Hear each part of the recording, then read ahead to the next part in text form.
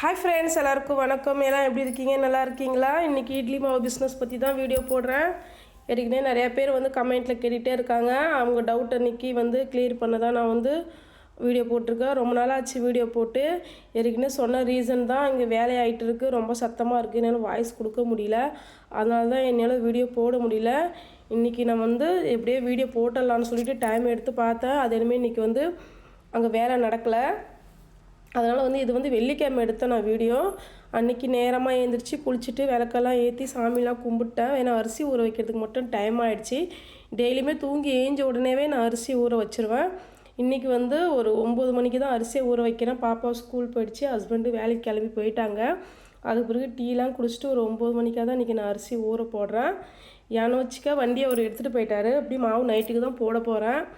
சரி, நம்ம அரிசி ஊற வைக்கணும்னு ஆர்டர் லேட்டாக தான் வந்துச்சு. கிட்டத்தட்ட நான் 4-5 நாளாக ஃப்ரெண்ட்ஸ் மாவும் ஆட்டல. அது ஒரு ரீசனு. அரிசி ஆர்டரும் வரல. இட்லிக்கு ஊற வைக்கிறதுக்கு அரிசியும் கிடைக்கல, அரிசியும் இல்லை என்கிட்ட. அதனால் நானும் ஆர்டர் எங்கேயும் எடுக்கலை. ஒரு ஃப்ரெண்ட்ஸ் ஒருத்தவங்க ஒரு சப்ஸ்கிரைப் கேட்டிருந்தாங்க, கிரைண்டர் ரொம்ப வெயிட்டாக இருக்குமா, அது எப்படி தூக்க முடியுமான்னு சொல்லி கேட்டிருக்காங்க. வேணா நான் அந்த கிரைண்டர் அதுக்காக தான் காமிக்கிறேன். கிட்டத்தட்ட 4 நாள் ஆச்சு இல்லையா. அதனால் கிரைண்டர் நான் எப்பயுமே மாவாட்டி முடித்த உடனே கடைசியாக ஒரு 2 தண்ணி ஊற்றி கழுவி தண்ணி எடுத்துருவேன். எடுத்துகிட்டு அப்படியே மாவு போட்டு நான் கரைச்சிருவேன். வேணா கிரைண்டர் அவ்வளோ க்ளீனாலாம் கழுவ மாட்டேன். ஏன்னா டெய்லி மாவு அரைக்கிறதால வேணும். இந்த வாட்டி ஒரு 4 நாள் மாவு அரைக்கல. அதனால் கிரைண்டரை கொஞ்சம் நல்லா கழுவிட்டு மாவு அரைக்கலாமே. டெய்லியுமே கழுவிட்டு தான் மாவாட்ட ஆரம்பிப்பேன். வேணா டெய்லியும் அரைக்கிறதால கொஞ்சம் ரஃப்பாக கைவிட்டு உடனே மாவு அரைக்க ஆரம்பிச்சிருவேன். இன்றைக்கி என்ன ஆச்சுன்னா, அந்த ஓரத்தெல்லாம் ஒரு மாதிரியாக மாவு நிறைய பிடிச்சிருந்தது. அப்புறம் இந்த ஓரத்தில் கம்பிலாம் கொஞ்சம் மாவு பிடிச்சி காஞ்சி போன மாதிரி இருந்துச்சு. சரி, க்ளீனாகவே கழுவிட்டு ஒரேடியாக மாவாட்ட ஆரம்பிக்கலான்னு சொல்லிட்டு நான் கழுவ ஆரம்பிச்சிட்டேன். இந்த கிரைண்டர் நான் இப்போ கழுவுறேன் இல்லையா, அது 5 லிட்டர் கிரைண்டர், பெரிய கிரைண்டர். பாருங்கள், கல் கொஞ்சம் பெருசாக தான் இருக்குது. ஏன்னா நான் தானாக தான் தூக்குறேன். தூக்கி அந்தாண்டு இதுக்கு வைக்கிற மாதிரி எதுவும் ஸ்டாண்டோ புடியோ கொடுக்கல அந்த கிரைண்டரில். அதனால் தூக்கி நான் என் சின்ன கிரைண்டர் உள்ளே வச்சுட்டு தான் நான் இதை கழுவுறேன். நான் இதை தூக்குறேன் தான் கழுவுறேன் தான், ஒன்றும் எனக்கு பிரச்சனை இல்லை. எனக்கெலாம் யாரும் பண்ண மாட்டாங்க கிரைண்டர் கழுவுறதுக்கெலாம். நான் தனியாக தான் கழுவிப்பேன். அப்பப்போ தூக்கிலாம் ரொம்ப எடுத்து வைக்க மாட்டேன். ஏன்னா டெய்லி மாவு அரைக்கிறதால கொஞ்சம் ரஃப்பாக கைவிட்டு கிரைண்டரை கல் மேலே அப்படியே கல்லை சைடில் மேலே தூக்கி வச்சுட்டு தண்ணி ஊற்றி கழுவி இது பண்ணிவிடுவேன். ஃபுல்லாக கழுவுற மாதிரி இருந்தால் தூக்கி அந்தாண்ட கிரைண்டரில் அந்த கல்லை தூக்கி வச்சுருவேன். அப்படி ஒன்றும் வெயிட்டெல்லாம் நான் அதிகமாக வெயிட்டு தூக்கிற பர்சன்லாம் கிடையாது. இருந்துமே அந்த கல்லை நான் தூக்குறேன்னா தூக்கலாம், ஒன்றும் லேடிஸ் பிரச்சனை இல்லை. அதுக்கே நானும் சிசரிங் தான் பண்ணியிருக்கேன். அப்படிலாம் ஒன்றும் ரொம்ப வெயிட்டாலாம் இல்லை. நார்மல் கல்லோட கொஞ்சம் வெயிட்டாக இருக்கும். இப்போ நிறைய பேர் நார்மல் 2 கிலோ அரிசி அரைக்கிறதுக்கே கொஞ்சம் முன்ன பின்ன தான் பார்க்குறாங்க. கல் வெயிட்டாக இருக்கும் தான் டேபிள் கிரைண்டரை வாங்குறாங்க. வேணா நமக்கு மாவு பிஸ்னஸ் பண்ணுறதுங்களுக்கு அந்த கிரைண்டர் செட் ஆகாது. வெயிட்லாம் ரொம்ப பார்க்க முடியாது, வேறு வேலை இல்லை, தூக்கி தான் ஆகணும். ரொம்ப வெயிட்டெல்லாம் சொல்ல முடியாது. அதான் நான் சொல்கிறேன் இல்லையா, எனக்கு அது செட் ஆகிடுச்சு. உங்களுக்கு எப்படியே தெரியல. சிஸ்டர் கேட்டிருந்தாங்க கிரைண்டர் கல்லாம் தூக்க முடியுமான்னு. அதுக்காக தான் நான் அவங்களுக்கு நான் சொல்கிறேன். இன்னொரு விஷயம், இதோட ப்ரைஸ் கேட்டிருந்தீங்க. இது ஆயில் ஊற்றுவாங்க, பின்னாடி ஓப்பன் பண்ணி ஆயில் ஊற்றுற கிரைண்டர் இந்த கிரைண்டரு. இதிலே நிறைய ப்ரைஸ் இருக்குது. நான் ஃபஸ்ட் டைம் வாங்க போனப்போ எனக்கு எது வாங்கணும்னு புரியல. கிட்டத்தட்ட ஒரு 4-5 கடைக்கு நான் போயிட்டேன். சில பேர் ஆயில் இல்லாமையும் காட்டினாங்க. இந்த மேப்புடி இப்போ இதில் பாருங்கள், இந்த கட்டை குச்சி வச்சு அடிச்சிருக்கு. நிறையா கிரைண்டரில் சில்வர் புடி தான் இருந்துச்சு. அதேமாரி இருந்துச்சு. ரேட் சில இடத்துல 13,000னாங்க, சில இடத்துல 14,000, 16,000. இப்படி சைஸ் வேணால் அதே 5 லிட்டர் கிரைண்டர் தான். ரேட்டு மட்டும் ஏன் மாறி மாறி போச்சுன்னு தெரியல. அதே கம்பெனி அதே லக்ஷ்மி கம்பெனி தான்.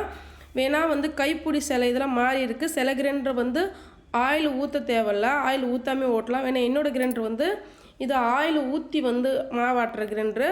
எனக்கு அவர் தான் கிரைண்டர் விற்கிறவர் தான் சொன்னாருமா. எதுக்குன்னு கேட்டார். நான் இட்லி மாவு பிஸ்னஸ்க்குன்னு சொன்னேன். அப்போ கிட்டத்தட்ட மாவு வியாபாரம் நல்லா ஓடுற மாதிரி, காலேருந்து சாயந்தரம் மாதிரி ஓடுற மாதிரி இருக்கும். அப்போ உங்களுக்கு சூடு ஏறாமல் இருக்கணும்னா நீங்கள் ஆயில் வாங்கி ஊற்றுற கிரைண்டர் மாதிரி எடுத்துக்குமா. அப்போ தான் உங்களுக்கு சீக்கிரம் அந்த மோட்டர் வீணாகாது. சப்ளை இல்லைனாலும் உங்களுக்கு ஈத்து கொடுக்கணும். அது உண்மை தான். கரண்ட்டு சப்ளை கம்மியாக இருந்தால் என் சின்ன கிரைண்டர் ஓடவே ஓடாது, அப்படி ஸ்டெக்காகி நின்றும். வேணும் இந்த கிரைண்டரு சப்ளை எவ்வளோ லோவாக இருந்தாலும் சரி, மாவு ஈத்து அரைச்சி கொடுக்கும். என்னோடய கிரைண்டர் அதான் சொல்கிறேன்ல, ஆயில் ஊற்றுற மாதிரி கிரைண்டர். நீங்கள் வேணால் அதேமாதிரி கேட்டு வாங்கிக்கோங்க. இதோட ப்ரைஸ் ஒரு 16,000 நினைக்கிறேன். எனக்கு அவ்வளோ ஞாபகம் இல்லை எக்ஸாக்டாக வந்து இது கிட்டத்தட்ட இப்போ 1 வருஷம் ஆகுது. எனக்கு அது கொஞ்சம் கூட வேறு ஜாமான்லாம் கொஞ்சம் எடுத்த வேணால் 16,000 தான் கண்டிப்பாக ஞாபகம் இருக்குது. 16,000 தான் நினைக்கிறேன். நீங்கள் அந்தந்த ஏரியாவுக்கு ரேட்டு எப்படின்னு தெரியல. அதான் சொல்கிறேன் இல்லையா, நான் ஒரு 4-5 கடைக்கு போனேன், அங்கங்கேயும் ஒரு ரேட் சொன்னாங்க. எனக்கு அதனால் ஒன்றும் அவ்வளோ ஞாபகம் இல்லை. ஏன்னா ஃபைனலாக எங்களுக்கு இந்த கிரைண்டர் தான் பிடிச்சிருந்துச்சு. ஏன்னா இந்த ஆயில் ஊற்றுறதால கொஞ்சம் கெப்பாசிட்டி ரொம்ப நாளைக்கு வரும்னு சொன்னாங்க. அதனால் வந்து நான் இந்த கிரைண்டரை தான் சூஸ் பண்ணேன். நீங்கள் அப்படி வாங்குறதா இருந்தால் கண்டிப்பாக இதை வாங்கி யூஸ் பண்ணி பாருங்கள். சொல்லுங்கள், இதுமாதிரி ஆயில் வந்து ஊற்றி ஆட்டுற மாதிரி கிரைண்டர் கொடுங்கன்னு சொன்னீங்க. மோட்டரில் வந்து ஆயில் ஊற்றணும். இந்த கிரைண்டரில் வந்து நான் இப்போ கிட்டத்தட்ட வாங்கினதுலேருந்து ஒரு 4 வாட்டி ஊற்றிருக்கிறேன் ஆயிலு. அவங்களே சொல்கிறாங்க எங்கே கிடைக்கும் என்ன ஏதுன்னு சொல்லுவாங்க. நம்ம அதை வாங்கி யூஸ் பண்ணி பார்க்கலாம். நான் வந்து எப்பயும் போல் இன்றைக்கி வந்து 6 மகனி அரிசி தான் ஊற வச்சுருக்கேன். மாவு ரொம்ப நாளைக்கேச்சும் ஆர்டர் வந்ததால் நானும் அசால்ட்டாக இருந்துட்டேன். அரிசிக்கு தான் ரொம்ப டிமாண்டாக இருக்குது எனக்கு. அப்புறம் அம்மா கொடுத்து அனுப்புனாங்க. அதுக்கு பிறகு தான் நான் ஊற வச்சு மாவு ஆட்டுறேன். இப்போ நிறைய டைம் வந்து எனக்கு இன்ன வரைக்கும் கம்ப்ளைண்ட்டே வராது மாவு பற்றி. இந்த டைம் மட்டும் கம்ப்ளைண்ட் கொஞ்சம் வந்துருச்சு. ஏன்னா அரிசி வந்து கொஞ்சம் சரியில்லாத அரிசி ஒருத்தவங்க கொடுத்தாங்க எனக்கு. அந்த அரிசியில் வந்து நிறையா வந்து மண்ணெல்லாம் கல்லெல்லாம் இருந்துச்சு தான். ஓரளவுக்கு நானும் க்ளீன் பண்ணி தாங்க வந்து அரைச்சேன். ஏன்னா இருந்துமே வந்து அதில் இருந்திருக்கு. நான் அரிசி கம்மி அரிசியாக இருந்தால் நம்ம ரொம்ப க்ளீன் நல்லா பண்ணலாம். அது அரிசி அதிகமாக இருக்குது, நமக்கு அது ஒதுக்கிறதுக்கும் தெரியாது. இதனால தான் வந்து கல் நிறையா இருக்குதுன்னு கொஞ்சம் கம்ப்ளைண்ட் வந்துடுச்சு இந்த லாஸ்ட் வாட்டி. ஏன்னா அது வாங்கின அரிசியே சரியில்லை, அது எனக்குமே தெரியும். ஓரளவுக்கு நான் நல்லா கல் எல்லாத்தையும் வந்து பொறுக்கிட்டு தான் நான் வந்து அரிசி ஊற வச்சேன். குட்டி குட்டி கல்லுலாம் வந்து கண்ணுக்கு வந்து தெம்பல்லியாட்டுக்கு கொஞ்சம் கம்ப்ளைண்ட் வந்துருச்சு. இந்த வாட்டி வந்து மாவு கொஞ்சம் சரியில்லை, கல் இருக்குது அப்படிங்கிறாங்க. அதனால் வந்து நீங்கள் யாராவது இட்லி மாவு பிஸ்னஸ் பண்ணிகிட்டு இருக்கிறவங்களா இருந்தாலும், இல்லை ஏற்கனவே வந்து பண்ணுற ஐடியாவில் இருந்தாலும் என்ன மாதிரி தப்பு பண்ணிடாதீங்க. நான் பண்ண தப்பு நீங்கள் யாரும் பண்ணிடாதீங்க. அரிசி முடிஞ்ச அளவுக்கு சொல்கிறாங்க. ரைஸ் மில் எனக்கே இந்த டிப்ஸை கொடுத்துருக்காங்க ஹோட்டல் கடைக்காரங்க. நான் கொஞ்சம் மெனக்கிடாமல் விட்டுட்டேன். வேணால் இனிமேல் வந்து வாங்கினா அரிசி வந்து வாங்கினா நான் வந்து ரைஸ் மில்லில் கொடுத்து பாலிஷ் பண்ணிட்டு தான் வந்து அரிசி ஊற வைக்கலான்னு இருக்கிறேன். நீங்களும் அதே ஃபாலோ பண்ணுங்கள். நம்ம ரைஸ் மில்லில் கொடுத்தா 1 கிலோக்கு ₹1 ₹2 அப்படி தான் வாங்குறாங்க. வாங்கி நம்ம அங்கே பாலிஷ் பண்ணிட்டா வந்து இந்த உமி, இந்த நெல், தூசி, கல், மண் எது இருந்தாலும் அங்கே வந்து ரைஸ் மில்லில் வந்து அவங்களே பாலிஷ் பண்ணிட்டு கொடுக்குறதால நமக்கு வந்து கொஞ்சம் கழுவுற வேலையும் மிச்சம், வந்து அழுக்கு வந்து இருக்காது. இந்த நான் வந்து இனிமேல் வாங்குகிற அரிசி அதான் பிளான் பண்ணியிருக்கேன். நீங்களும் கண்டிப்பாக வாங்கினா அது பண்ணிக்கோங்க. ஏன்னா ஒரு டைம் பேர் கெட்டு போச்சுன்னா ஒன்றுமே பண்ண முடியாது. இந்த நம்பி தான் உண்மையாலுமே நான் வாடகை வீடு எடுத்துகிட்டு நான் ஊருக்கு கூட போகாமல் இங்கேயே இருக்கேன். வந்திருந்த இடத்துல வந்து மாவு பிஸ்னஸ் ஆரம்பிச்சுட்டு சரி நமக்கு இங்கேயே செட் ஆகிடுச்சின்னு சொல்லிட்டு இங்கேயே வீடெல்லாம் வாடகைக்கு பார்த்துட்டு நான் இங்கேயே தங்கிட்டேன். ஊருக்கு கூட போகல. இல்லைனா இப்போ எங்கள் ஹஸ்பண்ட் வெளியில் போகிறதா பிளான் இருக்கார், வெளிநாட்டுக்கு போகிறாரு. சரி இங்கே தனியாக இருக்க வேணான்னு ஊரோட கூட நான் போகலான்னு பிளானில் இருந்தேன். ஏன்னா நம்ம இங்கே வந்து வியாபாரம் ஆரம்பிச்சிட்டோமே, நாளைக்கு நமக்கு பின்னாடி யூஸ் ஆகும் அப்படிங்கிற பாருங்கள். இதில் என்ன பெரிய கிரைண்டருக்கும் சின்ன கிரைண்டருக்கும் என்ன டிஃப்ரெண்ட்னா, இப்போ இதில் எவ்வளோ அரிசி போட்டாலும் சப்ளை அவ்வளோ கம்மியாக இருந்தாலும் 5 லிட்டரு கிரைண்டர் வந்து லோடு ஈர்த்து ஓடும். ஏன்னா அந்த கிரைண்டரில் சப்ளை மட்டும் இல்லைன்னா ஒரு 2 கை அரிசி போட்டாலும் ஓடாதுங்க. இது தாங்க விஷயம். நம்ம வீட்டு கிரைண்டரும் பார்க்க பெருசாக இருக்கும். ஏன்னா இது வந்து பிஸ்னஸ்க்காகவே இந்த கிரைண்டர் விற்கிறாங்க.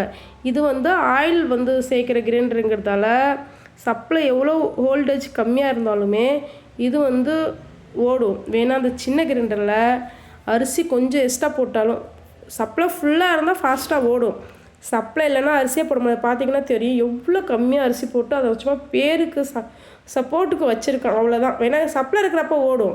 இன்றைக்கி பாருங்கள் எவ்வளோ கம்மியாக அரிசி போட்டு அதை நான் மாவு ஆட்டியிருக்கேன்னு உங்களுக்கே தெரியும். வேணா அதில் நான் ரெகுலராக போடுற மாதிரி தான் போடுவேன், எப்பயுமே கம்மி பண்ண மாட்டேன்.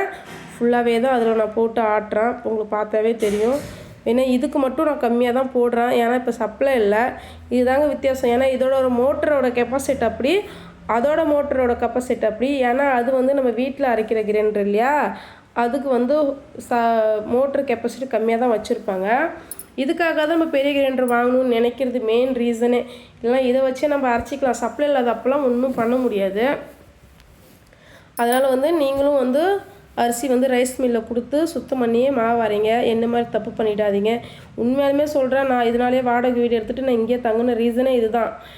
நம்மளுக்கு ஓரளவுக்கு பிஸ்னஸ் போயிட்டுருக்கு, வியாபாரம் போயிட்டுருக்கு. நம்ம இதை வச்சு சமாளிச்சிக்கலாம், வாடகையும் கட்டிக்கலாம், பிள்ளையும் இங்கேயே படிக்க வச்சுக்கலாம். நம்ம கை செலவுக்கு ஏதோ காசு இருக்குன்னு தங்கி டக்குன்னு மாவில் கல் இருக்குது மண் இருக்குதுன்னு கம்ப்ளைண்ட் வந்து வியாபாரமே கெட்டு போச்சுன்னா என்ன பண்ணுறது? எனக்கு அவ்வளோ பயம் வந்துச்சு. பார்த்தா தெரியும் உங்களுக்கு, நான் அரிசி எவ்வளோ வெள்ளையாக இருக்குது பாருங்கள். என் மாவு உண்மையாக சொல்கிறேன், அவ்வளோ க்ளீனாக நான் அரிசி கழுவி தாங்க அரைக்கிறேன். இந்த கல் ஒரு ரீசனுக்காக வந்து கடையில் பக்கத்தில் இருக்கிறவங்கலாம் வந்து கடையில் என்ன சொல்கிறாங்களா, அவங்க அரிசி சரியாக கழுவ மாட்டேங்கிறாங்க, நல்லா வந்து கழுவி வந்து மாவு அரைக்க சொல்லுங்கள் அப்படின்னு சொல்கிறாங்க. எனக்கு அதை கேட்கவே ரொம்ப கஷ்டம் போச்சு. ஏன்னா இந்த வெள்ளை கல்லுலாம் குட்டி குட்டியாக இருக்கும் பாருங்கள், அதெல்லாம் நம்ம கண்ணுக்கு தெரியாது. இப்போ அரிசி வந்து ஒதுக்கும் எனக்கு தெரியாது. அவ்வளோ அரிசியை நம்மளால் வந்து அது பண்ணவும் முடியாது.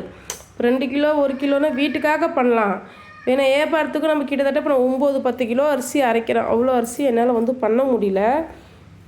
ஏன்னா எனக்கே கஷ்டம் போச்சு. இனிமேல் வந்து கவனமாக தான் இருக்கணும், நம்ம பிஸ்னஸ் கெட்டுடக்கூடாது, நம்ம இதுக்காகவே தங்கி இது நமக்கு வீணாக போயிடக்கூடாதுங்கிற ஒரு ஐடியாவில் இருக்கிறேன். வேணா இப்போ நீட்ட அரிசி இல்லை, காலி ஆகிடுச்சு, கம்மியாக தான் இருந்தது, ஊற வச்சுட்டேன். சரி இனிமேல் வந்து அரிசி நம்ம வாங்கினா வந்து கொடுத்து கிரைண்டரில் கொடுத்து அரைச்சிக்கலாம், ரைஸ் மில்லில் கொடுத்து க்ளீன் பண்ணிக்கலாங்கிற ஐடியாவில் இருக்கிறேன். இன்னொரு சகோதரி வந்து எனக்கு ஒரு சப்ஸ்கிரைப் வந்து கேட்டிருந்தாங்க. கண்டிப்பாக என்கிட்ட வந்து நிறையா கொஸ்டின் கேட்குறவங்க எல்லாமே ப்ளீஸ் எனக்கு சப்ஸ்கிரைப் பண்ணிவிட்டு கேளுங்க. அப்போ தான் அடுத்த வீடியோ நான் போடும்போது உங்களுக்கு வந்து நோட்டிஃபிகேஷன் ஆன் பண்ணி வச்சுக்கோங்க. நான் சொல்கிற மெசேஜ் உங்களுக்கு கிடைக்கும். நீங்கள் சப்போஸ் வந்து என்னை வந்து கேள்வி மட்டும் கேட்டுருவீங்க கமெண்ட்டில், திருப்பி நான் வந்து ரிப்ளை எல்லாத்துக்கும் பண்ணவும் முடியாது. ஏன்னா ரொம்ப நீட்டாக எழுதுகிற மாதிரி வரும், வந்து பண்ண முடியாது. சப்போஸ் வந்து நான் வாட்ஸ்அப்பில் வந்து யூடியூப்பில் வீடியோவில் நான் வந்து வீடியோ போடும்போது உங்களுக்கு அந்த மெசேஜ் கொடுக்கும்போது உங்களுக்கு சப்போஸ் உங்களுக்கு வந்து சேராமல் போகலாம். அதுக்காக வந்து சேனலை சப்ஸ்கிரைப் பண்ணி வச்சுக்கோங்க, பெல் பட்டனை ஆன் பண்ணி வச்சுக்கோங்க. நான் ஒரு மெசேஜ் கொடுத்தனா அது கண்டிப்பாக உங்களுக்கு வரும். என்ன கேட்டிருந்தாங்கன்னா எத்தனை கிலோ மாவு வந்து நீங்கள் பேக்கெட் பண்ணுறீங்கன்னு சொல்லி கேட்டிருக்காங்க. நான் ஏற்கனவே ஒரு வீடியோவில் போட்டிருக்கேன், சொல்லியிருக்கேன் அதை பற்றி. நான் எத்தனை கிலோ போடுறேன்னு நீங்கள் அந்த ரீசனே வைக்கக்கூடாது. ஏன்னா நான் போடுறது வந்து ஒரு பேக்கெட்டில் வந்து ஒரு கிலோ 1.5 கிலோ வரைக்கும் நான் போட்டுட்ருக்கேன். 1 400 1 450 1 500 கிராம் இவ்வளோ வரைக்கும் என்னோடய மாவு இருக்கும். நான் நிறைய டைம் எடை போட்டு பார்த்துருக்கேன் கடையில். இன்னொரு விஷயம், நான் 25 ரூபான்னு வந்து கடைக்காரங்களுக்கு கொடுக்குறேன். கடைக்காரங்க வந்து 30 ரூபான்னு சேல்ஸ் பண்ணுறாங்க. இப்போ எனக்கே அக்கம் பக்கம் இருக்கிறவங்க வந்து என்கிட்ட மாவு பேக்கெட் கேட்டாங்கன்னா 30 ரூபான்னு தான் கொடுப்பேன். ஏன்னா அதோட ப்ரைஸ் 30 ரூபா தான். நம்ம வந்து மொத்தமாக கொடுக்குறதால ஹோல்சேல் ரேட்டுக்கு வந்து நம்ம கடைக்காரங்களுக்கு வந்து 25 ரூபான்னு கொடுக்குறோம். இது எங்கள் ஊர் ரேட்டு இதுதான்பா. நீங்கள் வந்து உங்கள் ஊர் ரேட்டு என்னவோ அதை வந்து ஏற்கனவே அதை தான் சொல்லியிருக்கேன். உங்கள் பக்கத்தில் இருக்கிற கடையை ஃபஸ்ட்டு போய் விசாரிங்க, மாவு எவ்வளோன்னு. ஒரு பாக்கெட் பிரச்சனை இல்லை, வாங்கிட்டு வந்து வீட்டுக்கு யூஸ் பண்ணி பாருங்கள் எப்படி இருக்குதுன்னு சொல்லிவிட்டு அதோட கொஞ்சம் பெஸ்ட்டாக ட்ரையும் பண்ணுங்கள். இன்னொரு விஷயம், அது இடம் எவ்வளோ இருக்குதுன்னு பார்த்துங்க. அதோட வந்து ஒரு 10 கிராம் 20 கிராம் எக்ஸ்ட்ரா போடுறத பற்றி தப்பு இல்லை, கம்மியாக போட்டுறக்கூடாது. எனக்கு நான் மாவு பிஸ்னஸ் ஆரம்பித்த புதுசில் எனக்கு அது எவ்வளோ இடம்னு தெரியாத தப்பு பண்ணிட்டேன். மாவு அரைச்சி யாருமே வாங்கலை. ஏன்னா அவங்க யாரும் சொல்லுவோம்ல உங்கள் மாவு கம்மியாக இருக்குதுன்னு. வாங்கிட்டு இல்லை வேணாம் இது வேணான்னு கடைக்காரங்களே ரிட்டர்ன் கொடுத்துட்டாங்க. என்னை ஏற்கனவே மாவு போட சொன்ன அண்ணா மட்டும் தான் வாங்கி மாவு விற்றுட்டு இருந்தார். அவர் தான் சொன்னார் என்னென்னு தெரியலம்மா மாவு சரியாக ஓடலைன்னு. அப்புறம் ஏற்கனவே வாங்கி ஒருத்தவங்க எனக்கு ரிட்டர்ன் கொடுத்துட்டாங்க. திருப்பி 2-3 நாள் கழிச்சு திருப்பி போய் நான் அவங்கள கேட்டேன், ஏன் நான் மாவு வாங்கி திருப்பி கொடுத்துட்டிங்கன்னு. இல்லை நீங்கள் ரொம்ப கம்மியாக பேக்கெட் போட்டிருக்கீங்க அப்படின்னு சொன்னாங்க. ஏன்னா நான் இப்போ தான் புதுசாக பண்ணுறேன், எனக்கு எவ்வளோ மாவு பண்ணணும்னு தெரியாது. சூப்பர் மார்க்கெட்டுக்கு அண்ணன் தான் சொன்னார் 1 கிலோ நீங்கள் போடுமான்னு சொன்னார். நான் அதனால் 1 கிலோ எடை போட்டேனா அப்படின்னா. அப்புறமா மாவு பாக்கெட் வந்து எடுத்துன்ட்டு காமிச்சார், பாரு எவ்வளோன்னு. அப்போ 1 450 கிராம் இருந்துச்சு அவர் கவரில். அப்போ தான் நான் தெரிஞ்சுக்கிட்டேன் அவங்க வந்து இவ்வளோ மாவு போடுறாங்க, இதனால தான் நம்ம மாவு சேல்ஸ் ஆகலன்னு. அதுக்கு பிறகு நான் வந்து அதே தான் போடுவோம், 1 450 1 500 1 500 கூட போடுவோம், ஒன்றும் பிரச்சனை இல்லை. அப்படி போட்டு தான் நான் கொடுத்துட்டு இருந்தேன். அதுக்கு பிறகு தான் என் மாவு வந்து மூவ ஆரம்பிச்சுது, நல்லா ஓட ஆரம்பிச்சிச்சு. அதை தான் சொல்கிறேன் நானும். உங்கள் ஊரில் ஃபஸ்ட்டு கேட்டு பாருங்கள் என்ன ரேட்டில் மாவு போகுது, பேக்கெட்டில் வந்து எவ்வளோ மாவு கொடுக்குறாங்க அப்படின்னு. ஏன்னா இந்த ஏரியாவில் வந்து இவ்வளோ தான் போடுறாங்க, கிட்டத்தட்ட 1.5 கிலோக்குள்ளே போடுறாங்க. சில ஊர்லலாம் 1 கிலோ தான் போடுறாங்க. நான் இப்போ உளுந்தூர்பேட்டை மங்களப்பேட்டை சைட்லாம் போவேன், எங்கள் அம்மா ஊர் சைட்லாம் போனால் விசாரிப்பேன். அவங்களாம் வந்து ஒரு கிலோவே வந்து 25 ரூபா 30 ரூபான்னு தான் கொடுக்குறாங்க. நல்ல ரேட்டு, நல்லா லாபம் கட்டும். அதனால் வந்து உங்கள் ஏரியாவில் வந்து என்ன ரேட்டு போகுதுன்னு தெரிஞ்சுக்கிட்டு நீங்கள் அதை கொடுத்தீங்கன்னா உங்களுக்கு லாபம் இருக்கும். மெயினாக அதுக்காக தான் நான் சொல்கிறேன். இன்னொரு விஷயம் வந்து நான் 25 ரூபான்னு கொடுக்குறேன், நீங்கள் வந்து ரேட்டுமே அப்படி தான். உங்கள் ஏரியாவில் என்ன ரேட்டு போகுது அதை மெஷர் பண்ணி கொடுங்க. ஏன்னா இந்த ஏரியாவில் வந்து கம்மியாக தான் போகுது, ரேட்டும் கம்மியாக தான் போகுது, மாவும் கம்மியாக தான் போகுது. நிறைய பேர் யூடியூப் சேனல் வச்சுருக்கிறவங்க ஏற்கனவே மாவு பிஸ்னஸ் பண்ணவங்க வீடியோ நான் பண்ணாததுக்கு முன்னாடியே நான் பார்த்துருக்கேன். அவங்களும் அப்படி தான் சொல்கிறாங்க. வந்து இட்லி மாவில் ஒன்றும் அப்படி லாபம் இல்லைங்கிறாங்க. அப்படிலாம் ஒன்றும் இல்லைங்க, லாபம் கண்டிப்பாக இருக்குது. நீங்களும் ட்ரை பண்ணி பாருங்கள். இதோட வந்து உங்கள் சில ஏரியாவெலாம் கிலோ 25 ரூபா 20 ரூபான்னு கொடுக்குறாங்க. கண்டிப்பாக அவங்களுக்குலாம் லாபம் கட்டும். நீங்களும் அதேமாதிரி கேட்டுட்டு கண்டிப்பாக போட்டு பாருங்கள்.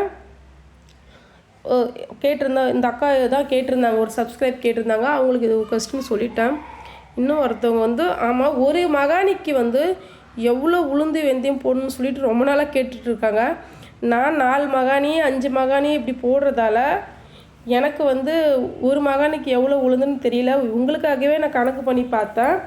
என்னோடய கணக்குப்படி ஒரு மகானி அரிசிக்கு வந்து 100 கிராம் உளுந்து 10 கிராம் வெந்தயம் தான் என்னோடய கணக்குப்படி வருது. நீங்கள் வீட்டுக்காக ஊற வைக்கணும்னா கொஞ்சம் எக்ஸ்ட்ரா உளுந்து போடுங்க, ஒன்றும் தப்பு இல்லை. வியாபாரத்துக்குன்னா இது கணக்கு கரெக்டு தான். கிலோக்குன்னா 1.5 கிலோவுக்கு 100 கிராம் உளுந்து 10 கிராம் வெந்தயம், இது என்னோடய அளவுப்பா. அதுவும் நான் சொல்கிறேன், ஏன்னா ரொம்ப கம்மி குவான்டிட்டி தான். நான் ஏற்கனவே 6 மகானி அரிசிக்கே கிட்டத்தட்ட 1/2 கிலோ உளுந்து தான் நான் போட்டுட்ருக்கேன். அதனால் அந்த கணக்கு நான் உங்கள்கிட்ட சொல்கிறேன். இப்போ நீங்கள் நினைக்கலாம், என்ன இவ்வளோ கம்மியாக உளுந்துன்னு. நான் போடுறதாப்பா சொல்ல முடியும்.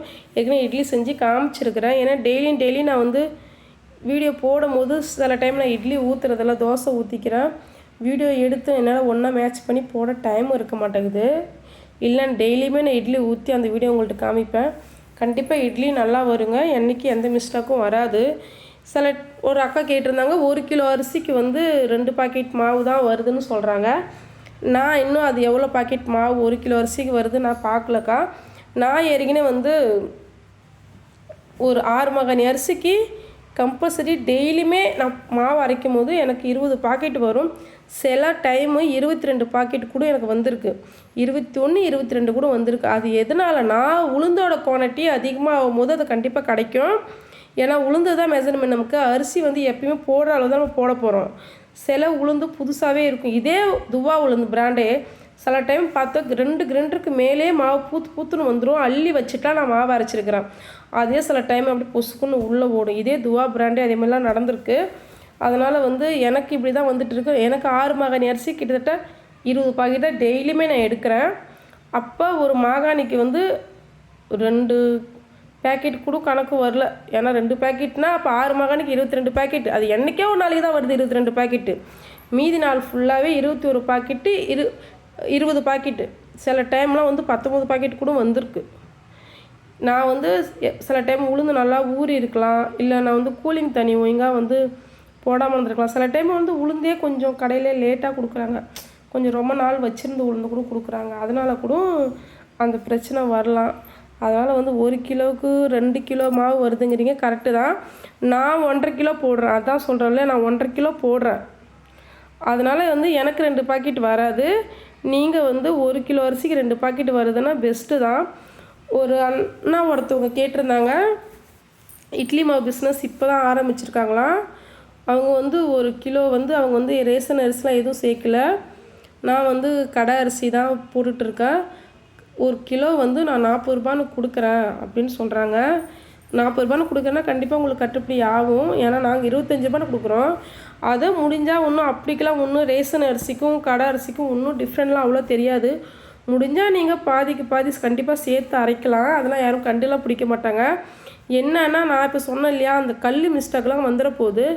ரைஸ் மில்லில் கொடுத்து ஒரு அரை அரைச்சிக்குங்க. அரைச்ச பிறகு நல்லா அரிசி கழுவிட்டு நீங்கள் மாவாட்டி ஒன்றா மிக்சிங் போட்டிங்கன்னா யாராலும் கண்டுபிடிக்க முடியாது. பொன்மணி அரிசி பார்த்து போட்டுக்குங்க. அதுதான் சொல்லுவேன். ஏன்னா நமக்கு கொஞ்சம் லாபம் நிற்கும். மாவு கொஞ்சம் எக்ஸ்ட்ரா ஊற்றி கொடுத்தா கஸ்டமருக்கும் கொஞ்சம் திருப்தியாக இருக்கும். இப்போ எல்லா பெரிய பெரிய ஹோட்டலில் கூட பார்த்தாலும் இன்றைக்கி வந்து ரேஷன் அரிசி வந்து மிக்சிங் எல்லாமே போட்டு தான் அரைச்சி கொடுத்துட்ருக்காங்க. எல்லாருமே சுத்தமாக வெறுமே கடை அரிசிலாம் யாரும் போடுறதில்ல. வீட்டுக்கு எவ்வளோ பெரிய பணக்காரங்களாக இருந்தாலும் பார்க்குறேன், இல்லாதவங்களாக இருந்தும் பார்க்குறேன். சுத்தமாக அவங்களாம் இப்போ ரேஷன் அரிசி மட்டும்தான் வந்து இட்லிக்கு யூஸ் பண்ணுறாங்க. கடையில் கூட யாரையும் இட்லி அரிசிலாம் வாங்கி நான் பார்க்கல. ஏன்னா இப்போ எங்கள் ஏரியாவில் பார்க்குறேன், பெரிய பெரிய சூப்பர் மார்க்கெட் வச்சுருக்காங்க, பெரிய பெரிய பணக்காரங்களை கூட பார்க்குறேன். அரிசி வாங்கி என்ன பண்ணுவீங்க, எனக்கு கொடுங்கன்னு சொல்லி கேட்டால் இல்லைம்மா நான் இட்லிக்கு போடுறேன் அப்படிங்கிறாங்க. அதனால் கண்டிப்பாக வந்து இட்லிலாம் வரும். பாருங்கள், நான் பாதி மாவு ஃபுல்லாக போட்டுட்டேன்.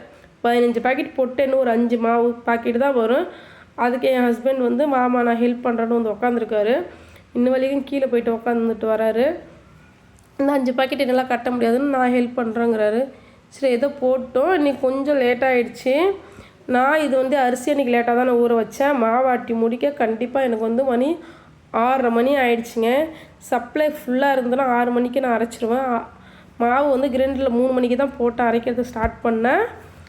6:30 நான் அரைச்சி முடிச்சுட்டேன். பாக்கெட் போட்டு 7:15 மாவு வெளியில் கடைக்கு போயிடும். ஒரு அக்கா கேட்டிருந்தாங்க, மாவு வந்து புளிச்ச பிறகு பேக்கெட் பண்ணுவீங்களா இல்லை புளிக்காத பேக்கெட் பண்ணுறீங்களான்னு கேட்டாங்க. நான் புளிச்சலாம் பேக்கெட் பண்ணுறது இல்லைங்க. ஏன்னா மாவு வந்து ஆட்டின உடனே நான் பேக்கெட் பண்ணி கொடுத்துருவேன். கடையில் வந்து ஒரு நாளைக்கு ஓடலாம், 2 நாள் கூட ஆகலாம், 3 நாள் 4 நாள் 5 நாள் கூட வச்சுருந்து சில பேர் கடைக்காரங்க ஓட்டுறாங்க. அதை நம்ம புளிச்சு வந்து பேக்கெட் போட்டோம்னா அப்படியே பலூன் மாதிரி வந்து மாவு உப்பிடும். மாவு புளிக்காமல் கூட கஸ்டமர் வாங்கிடுறாங்க. வேணா புளிச்சிட்டா புளிக்குது நிறையா கம்ப்ளைண்ட் பண்ணுறாங்க. அதனால் வந்து மாவு வந்து அரைச்சி உடனே நான் பேக்கெட் போட்டு கொடுத்துருவேன். இப்போ ரெகுலராக நான் கொடுக்குறேன். ஒரு கடைக்கு டெய்லியுமே 10 பாக்கெட் 15 பாக்கெட் ஒரு கடைக்கு டெய்லியும் கொடுக்குறேன். அவங்களாம் அன்றைக்கி நைட்டுக்கே பாதி பாக்கெட்டு மாவு ஓடிடும், காலைல கொஞ்சம் ஓடிடும். நானே கேட்பேன், எப்படி தம்பி மாவு புளிக்காமல் எப்படி யூஸ் பண்ணுறாங்கன்னு தெரியலக்கா. யாரும் அந்த கம்ப்ளைண்ட்லாம் பண்ண மாட்டாங்க. மாவு புளிச்சிட்டா மட்டும் புளிச்சிருச்சுன்னு சொல்லிட்டு கம்ப்ளைண்ட் பண்ணுவாங்கன்னு சொல்கிறாங்க. அதனால் வந்து வியாபாரம் பண்ணுறவங்க யாராக இருந்தாலும் சொல்கிறேன், மாவு புளிக்க வச்சு பேக்கெட் பண்ணி கொடுக்காதீங்க.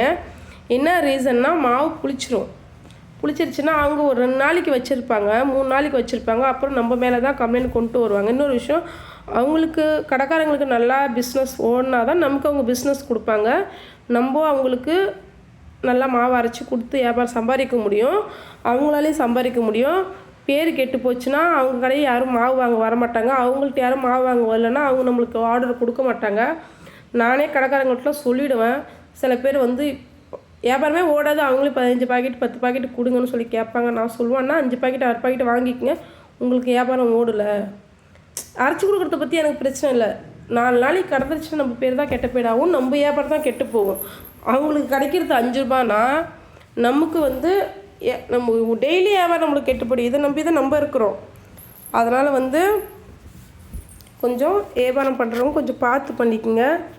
நான் அதை தான் சொல்லுவேன். மாவு ஃபுல்லாக பாருங்கள் எவ்வளோ ஒயிட்டாக இருக்குன்னு. என் தங்கச்சி கூட எனக்கு கேட்பா, என்னக்கா மாவில் கலக்கிற இவ்வளோ வெள்ளையாக இருக்குமா? நான் சத்தியமாக எதுவுமே நான் கலக்கிறதில்ல, உங்கள் முன்னாடி தான் நான் அரைச்சி பேக்கெட் போடுறேன். என்னன்னா வெந்தயம் நான் நிறையா தான் சேர்க்குறேன்.